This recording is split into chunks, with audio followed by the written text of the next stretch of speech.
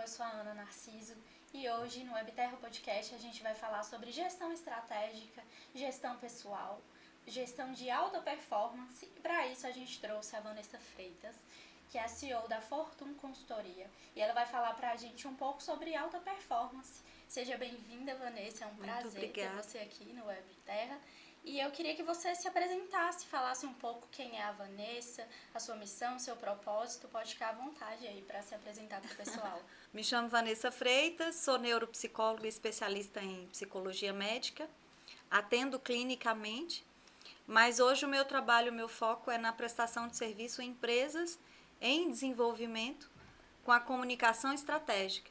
Então, nós trabalhamos com performance de liderança, trabalhamos com aconselhamento e mentorias de diretores, CEOs e empresários que precisam e querem desenvolver nesse mercado que hoje é tão complexo quando nós pensamos em pessoas, né? Em ferramentas humanas que precisam ser desenvolvidas e cuidadas ao mesmo tempo.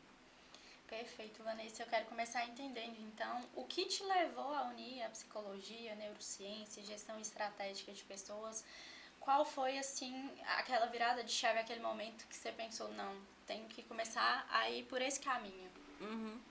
Logo no início da carreira em psicologia, eu fui convidada por um cara muito bacana, sabe? Que assim, foi quem me tirou do consultório para me levar para a empresa, que foi o Roberto Machado, da Master Internet. Até então, no momento, ele era o CEO da Master da nossa região. E quando eu fui trabalhar nessa empresa que era tão bacana e bem estruturada, eu percebi que por mais desenvolvida que as pessoas fossem, os profissionais fossem, existia uma dificuldade muito grande na comunicação. E essa comunicação, ela vinha sendo limitada por conta da percepção que é muito subjetiva de cada colaborador. Então, a partir daí, eu comecei a desenvolver ferramentas pessoais e profissionais para que eu conseguisse performar não só líderes, como colaboradores, de maneira individualizada. E eu comecei a perceber que esses resultados eram muito bons. E aí eu fui ampliando essas ferramentas, desenvolvendo cada vez mais esses treinamentos voltados para a condição de perceber-se como membro, como ser que está incluído ali naquela instituição, está implicado naquele sucesso. Então, o segredo nesse aspecto é fazer com que a pessoa se sinta parte da instituição para que ela desenvolva de maneira saudável e satisfatória. E aí, falando já sobre líderes, né? O que você acredita, assim, ser o maior diferencial, como a gente consegue identificar um líder? Geralmente, o líder de verdade, aquele que tem um perfil, né, para liderança, e ainda que não esteja pronto como profissional, é a pessoa que é exemplo. O carro-chefe, o marco principal de uma liderança é a capacidade de se tornar exemplo. A gente usamos muito hoje, né, o termo influenciador. Um líder, sim, é um verdadeiro influenciador. Ele faz, ele aprende, ele desempenha e a partir disso ele desenvolve o desenvolvimento de outros funcionários. Certo. E assim, você costuma dizer que esses resultados vêm através de pessoas, né? Esses funcionários. Como que essa visão molda as decisões estratégicas dentro das empresas que você atende? Sim, geralmente essa modelagem ela é bem complexa quando nós pensamos que a construção institucional no quesito pessoas é um processo. Então, parte do princípio de que a carreira ela não é linear. E o que todo mundo almeja quando você termina uma faculdade, quando você vai exercer uma função, você dá entrada na sua carreira, o sonho de todo mundo é que essa carreira fosse linear. E estar preparado para que essa carreira não seja linear e que essa falta de coerência e de estabilidade é justamente o fator responsável pelo seu crescimento quando você entra nessa maturação, nessa maturidade de entender que todos os obstáculos são os momentos de passar para uma fase maior, para uma fase melhor, você começa a estabilizar e construir estratégias de crescimento, tanto para time quanto pessoal. E agora falando de estratégia, liderança na prática. Quais são os sinais que vão diferenciar um gestor de um líder estratégico? Como é que é esse trabalho para transformar um gestor em um líder de alta performance? Sabemos que o gestor é aquela pessoa com habilidades de gestão, né? De gestão empresarial, de finanças, de processos. E aí, quando nós entendemos que dentro de uma empresa, de uma instituição, a maior ferramenta e a mais importante é a ferramenta humana, nós conseguimos desmembrar a questão da gestão, que é a construção de processos, normativas e execução, do líder, né? Esse líder é aquele que conduz, que performa, que disciplina, que motiva, que constrói. Essa é a diferença mais marcante entre gestão e liderança. E muitas empresas têm essa dificuldade de formar os líderes dentro de casa, né? De pegar uma pessoa pela mão e transformar ela em um líder de alta performance. Como você enxerga esse desafio e quais caminhos você costuma propor? É interessante que esse ano é um marco que nós temos na psicologia organizacional. E aí passa a não ser uma proposta minha exclusiva, que já foi por tantos anos, né? Tem 10 anos que essa é a minha proposta. A partir de 2005, de maio especificamente, nós tivemos aí uma atualização nos regimes, né? Na medicina do trabalho. Então passa a ser uma normativa, uma exigência que todas as empresas tenham esse cuidado voltado para o psicossocial, porque entendemos que a saúde interna e externa do colaborador é extremamente responsável não só pelo bem-estar, mas pela produtividade. Então, o que era uma visão minha, hoje é uma visão, né, governamental e que é muito bacana.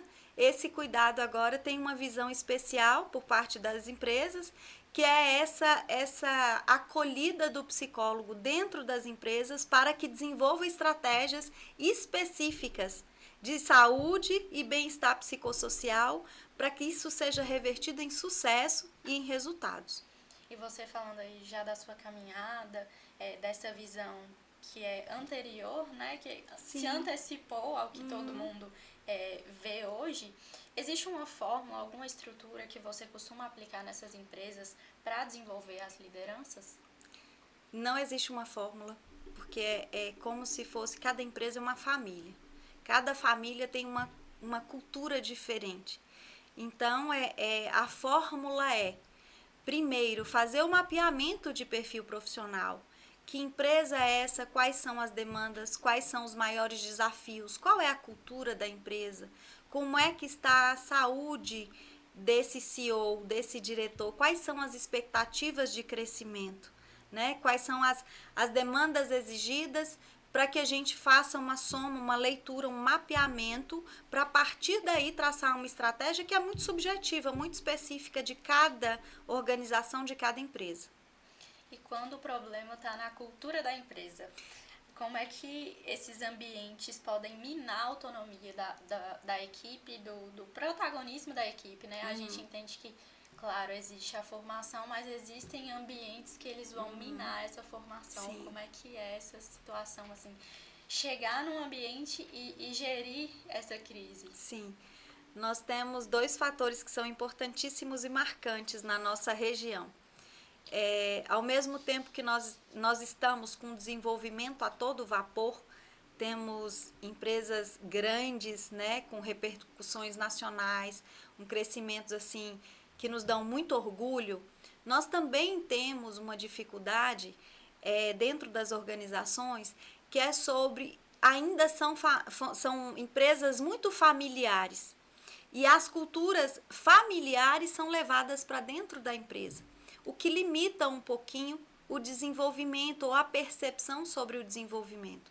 Então, quando existe uma limitação, um dificultador cultural, a ideia é não começar os trabalhos, as consultorias, o desenvolvimento pelos funcionários, e sim pelos CEOs, pela gestão, pela direção, e aí é uma mudança de cultura entendendo que cada empresa é desenvolvida aos pouquinhos, tijolo por tijolo, e ali tem um sonho, né? Cada gestor tem uma história, são histórias lindíssimas de superação, de crescimento, de força, de trabalho.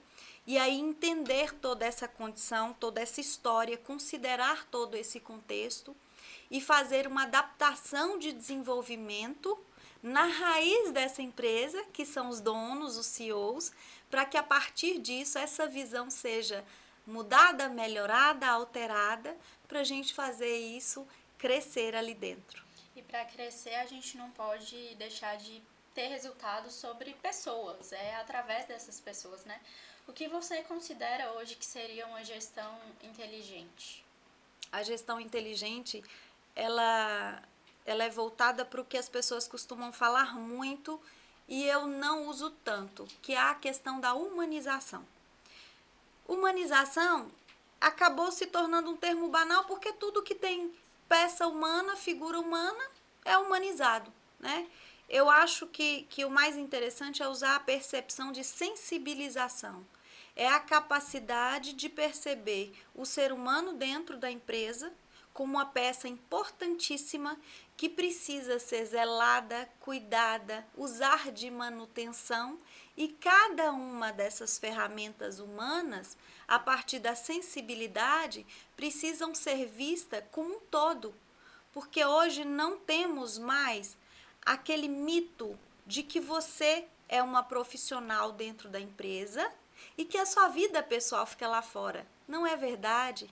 A sua produtividade, o seu desempenho, a sua entrega, ela é a somatória de tudo que você vive lá fora com o que você vive dentro da empresa.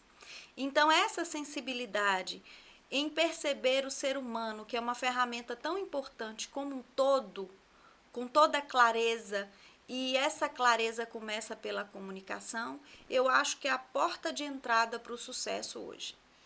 Inclusive tem até um projeto de lei que entrou em vigor, que hoje é necessário, né, cuidar da saúde mental dos colaboradores. Isso. E pensando nisso, em tempos que a gente vê alta rotatividade, esgotamento emocional, burnout, essa pressão por produtividade, como é possível manter a produtividade do time, mesmo sabendo que existem funções que vão exigir certa pressão, existem funções que vão exigir, né, esse resultado constante, mas como manter ainda o engajamento e a saúde mental do time? Sim, quando você cita, né, essas inovações da nova regulamentação da NR1, é muito interessante, porque ela é justamente essa normatização.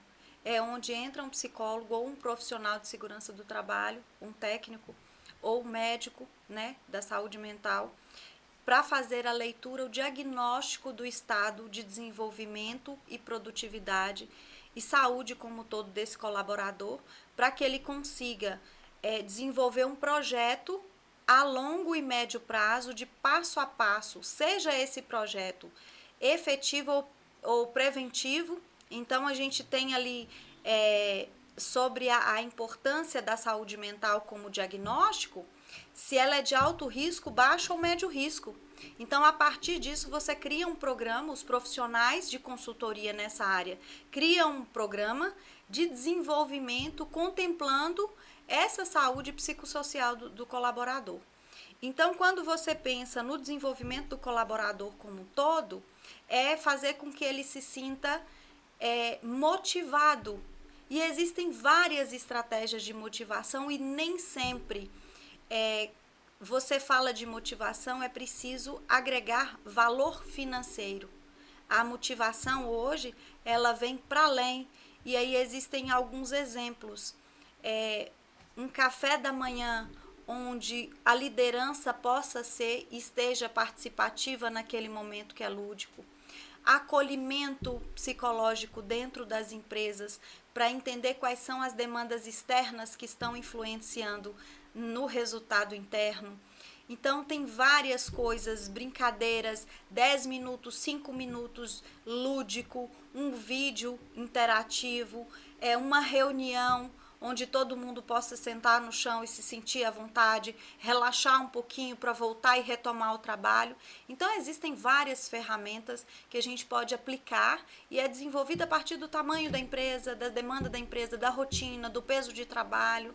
Cada empresa demanda um percurso diferente, um projeto diferente. E você acredita que as empresas já têm começado a agir para esse caminho ou alguma coisa que vai demorar, é algo que ainda está a longo prazo nesse sentido? A maioria dos profissionais, dos empresários na nossa região hoje, estão com dificuldades por conta dos investimentos, entendendo que pode ser um investimento alto. Na maioria das vezes não é um investimento alto. Hoje estima-se que a cada R$ 4, a cada R$ 1 investido em saúde mental, em saúde psicossocial, dentro dos padrões da NR1 2025, a cada R$ 1 investido, você tem R$ 4 de retorno em produtividade, né? Então, não é um investimento apenas, é um processo de desenvolvimento onde o resultado vai para além, porque não é só sobre número, mas também sobre qualidade de vida, que produz ainda mais números e diminui a rotatividade, que é uma questão que a gente tem muito marcante, né, hoje, né? Era isso que eu ia te perguntar. Sobre essa alta rotatividade, muitos empresários eles têm essa resistência. Assim, eu vou investir para quê? Se eu vou formar essa pessoa e ela vai sair da minha empresa. Se eu vou investir tanto nesse líder para ele conseguir o conhecimento e levar para o meu concorrente, a empresa aqui da frente, vai atravessar a rua e chegar ali do outro lado. Como é que você aconselha esses empresários hoje em relação a isso? Se eu pudesse responder isso em uma palavra, eu diria para você: pertencimento. É a única aliança de lealdade que você pode construir com o seu colaborador, é a condição de pertencimento. Você perde o colaborador por desmotivação, por baixa performance, e aí ele não te atende, ele fica desconfortável, vocês se perdem. Existem o recrutamento e seleção que, se não forem bem feitos e você não conseguir identificar ali o perfil de maneira adequada, você pode acabar gastando energia e perdendo o colaborador porque você não fez uma aquisição dentro dos padrões que você precisava. Mas quando você tem um desenvolvimento, um trabalho pautado em construir pertencimento, você percebe que não é só sobre diminuir rotatividade, mas também melhora toda a condição. É tão marcante a questão do pertencimento que, quando nós olhamos os detalhes de desenvolvimento de uma empresa, a empresa que trabalha o pertencimento, até os insumos, os móveis, os materiais, as ferramentas usadas, os computadores são mais bem conservados. Você observa que quando você entra numa empresa, que o colaborador fala assim: meu computador, a minha cadeira, não suja a minha sala, lava o meu copo, ele está se sentindo pertencente. Ele entende que aquilo ali requer um cuidado dele. E ele faz parte daquele crescimento, daquele processo e daquele resultado. É um colaborador implicado em realizar um sonho que talvez nem tenha sido construído por ele, mas ele comprou aquela ideia a partir do desenvolvimento do pertencimento e ele começa a lutar para que aquele sonho seja realizado, para que aquela demanda seja entregue, para que aquele resultado venha. Então, eu diria para você, a única maneira que as pessoas têm hoje, as empresas têm, que vão para além de um recrutamento e seleção bem feito e assertivo, quando já se fala de colaborador dentro da empresa, o pertencimento faz toda a diferença. E falando sobre pertencimento, outra questão, a liderança, como é que você vê isso? A liderança estratégica de dentro da empresa, é mais fácil você pegar uma pessoa que está ali, transformar ela num líder estratégico. Você abrir um processo seletivo e contratar um novo líder para dentro da sua empresa, que vai ter uma nova visão em todo esse processo de novo. O que é que você vê em relação a isso? Existem possibilidades de sucesso nas duas vertentes. é preciso entender com cautela se existe perfil.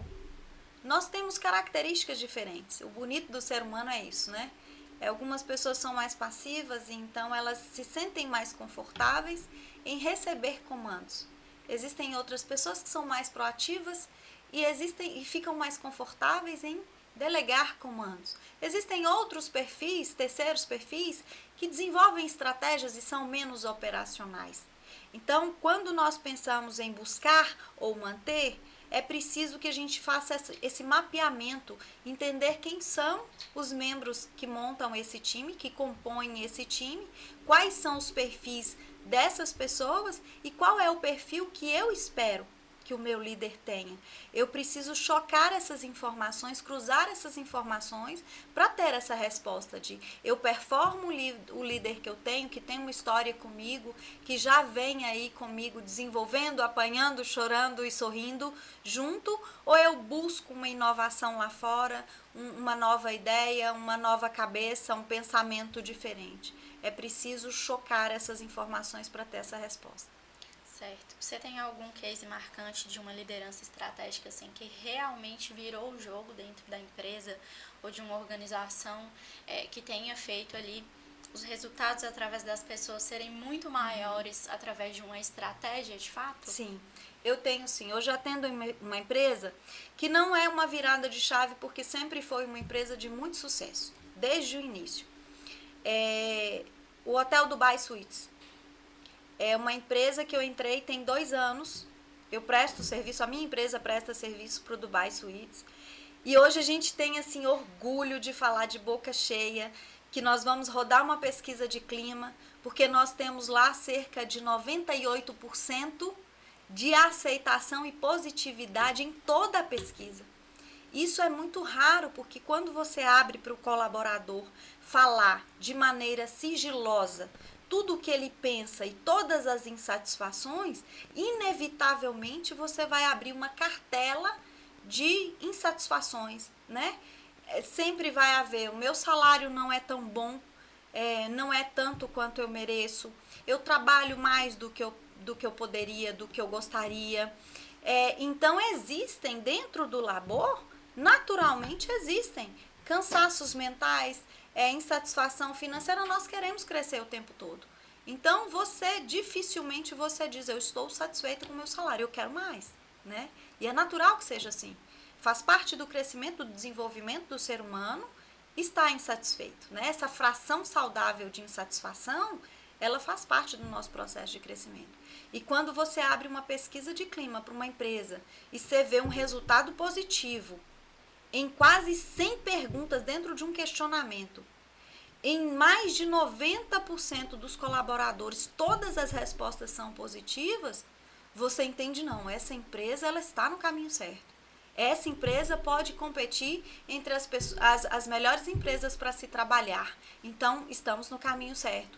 Onde a liderança tem uma comunicação estratégica assertiva dentro de feedbacks positivos e negativos, onde existe o misto de disciplina, de código de ética, que é cobrança, e satisfação dentro da motivação, do cuidado, do acolhimento, da promoção de saúde, da promoção de conhecimento, você entende, não, é uma empresa de sucesso, é uma empresa onde a gente pode convidar vocês a fazer uma visita que vocês vão ficar encantados com todos os projetos. E eu visito muito, como eu atendo a rede hoteleira, eu vou em Belo Horizonte, eu faço ali 4, 5 dias de visitas técnicas a hotéis, por exemplo, e eu percebo que grandes hotéis, os maiores hotéis da capital, ainda não estão aderindo, ainda não têm conhecimento aos projetos que nós já aplicamos em Montes Claros. Isso dá um orgulho danado. Vanessa, assim, que aula! Mas antes da gente encerrar, eu quero te perguntar especificamente para os líderes. Eu queria que você deixasse um conselho para quem hoje está em posição de liderança, mas se sente sozinho ou travado nos desafios em relação à equipe. A gente falou aqui muito das empresas, mas os líderes também têm seus desafios. Sim. E muitas vezes não tem com quem dividir isso. Então, eu queria que você deixasse um conselho para esses líderes terem alta performance com a sua equipe, através das pessoas, mas que não estão conseguindo ali se desenvolver, estão travados. Sim. O que começa a ser um fator dificultador na liderança é a condição de ser líder. É o primeiro fator dificultador, porque o título, né? O título que não te permite errar, o título que não te permite mais a levar corretivos, ele já trava você, já limita você. Então, perceber que o ser humano é passivo de erro, independente do cargo, função ou salário. E isso faz parte da maturidade do profissional. E quando nós pensamos na condição solitária, aprender a buscar comunicação entre outras empresas, né? Temos muitos vizinhos, muitos parceiros, onde nós podemos trocar ideias, buscar novas ferramentas, nos inteirar de novos cursos de conhecimento, e nem tudo exige tanto gasto, né? E aí, quando nós pensamos como um todo, na liderança como um todo, e essa condição de ser líder, eu volto lá a citar que a carreira profissional, ela não deve, não é e não pode ser linear. Nós não entramos na zona de conforto quando pensamos em liderança, porque essa zona de conforto, ela vai nos trazer uma comodidade que aí a gente para de produzir, nós paramos de crescer, nós paramos de subir e de performar. Então, entender que algumas fases da vida profissional, elas precisam ser turbulentas, elas precisam nos sacudir mesmo, e isso faz parte de um processo que tem início, meio e fim. Quando eu entendo que eu entro numa maré alta que tem início, meio e fim, eu aproveito todo aquele processo para que eu extraia o melhor daquilo, o melhor aprendizado daquilo, para que eu saia mais resiliente, mais forte, com mais capacidade, e nunca esquecer que é uma outra dificuldade que a gente tem na nossa cultura. Nós estudamos pouco, nós temos hábito de ler pouco, né? Então, cursos, estudos, profissionalize, busque, pesquise. Existem regiões do país onde a liderança, ela trabalha muito mais o aprendizado do que nós temos tentado e buscado aqui, né? Nunca acomodar com o fato de ter se tornado um líder. Sempre buscar conhecimento. Perfeito, Vanessa. Muito obrigada por essa conversa assim, riquíssima, inspiradora. E antes de encerrar, eu quero que você fale para o pessoal como a gente te encontra, as suas redes sociais, se você atende em todo o Brasil, como é que está a sua agenda aí, para a gente continuar te acompanhando. Sim, eu tenho feito bastante palestras sobre o assunto na nossa região, no norte de Minas, né? Então eu tenho buscado desmistificar algumas dificuldades que a gente tem, que não são só sobre a ação profissional e mais sobre comunicação. Eu consigo acessar você a partir da maneira que eu falo, e isso é muito importante. As minhas redes sociais tem Vanessa Freitas, e tem doutora Vanessa Freitas, que é a Fortum. E eu tenho uma pílulazinha que acontece diariamente, Minuto Saúde, é Tempo de Saúde, que roda na Inter TV. Então, lá tem os meus dados e vocês conseguem me acessar também na Levier Consultório, é onde eu atendo o público. No caso da psicologia. Da psicologia. Perfeito. Pessoal, então, para você que acompanhou a gente até aqui, muito obrigada. Obrigada, Vanessa, pela presença. E se você curtiu, não deixe de compartilhar esse episódio com algum empresário ou algum líder que você acredite que vá aproveitar esse conteúdo. E até a próxima, não deixe de conferir esse episódio completo no nosso canal do YouTube.